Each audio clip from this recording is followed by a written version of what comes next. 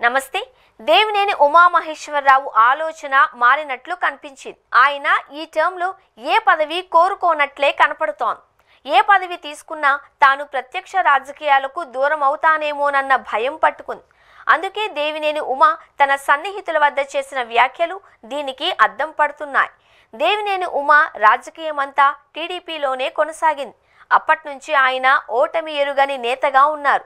4 సార్లు ఎమ్మెల్యేగా ఎన్నికయ్యారు.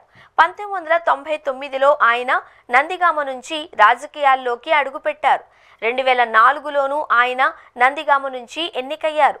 తర్వాత నందిగామ నియోజకవర్గం రిజర్వ్డ్ కావడంతో పార్టీ అధినాయకత్వం సూచన మేరకు మైలవరానికి షిఫ్ట్ అయ్యారు.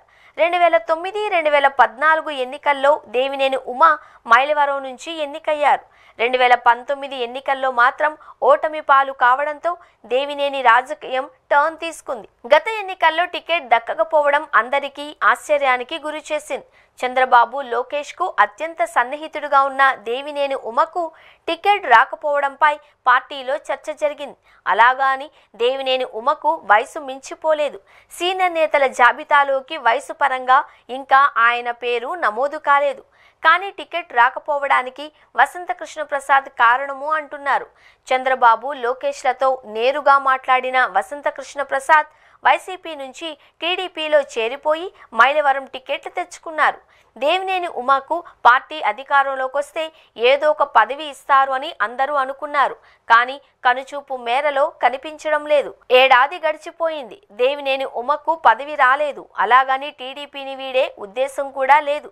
2029 ఎన్నికల్లో తిరిగి మైలవరం నియోజకవర్గం నుంచి పోటీ చేయాలి అన్న ఉద్దేశంతో ఉన్నారు. నియోజకవర్గాల పునర్విభజనలో నందిగామ రిజర్వ్డ్ నుంచి సాధారణ నియోజకవర్గంగా మారుతుంది అని దేవినేని ఆశలు పెట్టుకున్నారు. అందువల్ల ఇప్పుడు ఎమ్మెల్సీ పదవి తీసుకుంటే వచ్చే ఎన్నికల్లో టికెట్ దక్కదు అని భావించిన దేవినేని ఉమా మరో 4 ఏళ్లు ఓపిగ్గా ఎదురు చూడాలి అని నిర్ణయించారు. అందుకోసమే ఆయన పెద్దగా పదవుల కోసం వెంపర్లాడడం లేదు.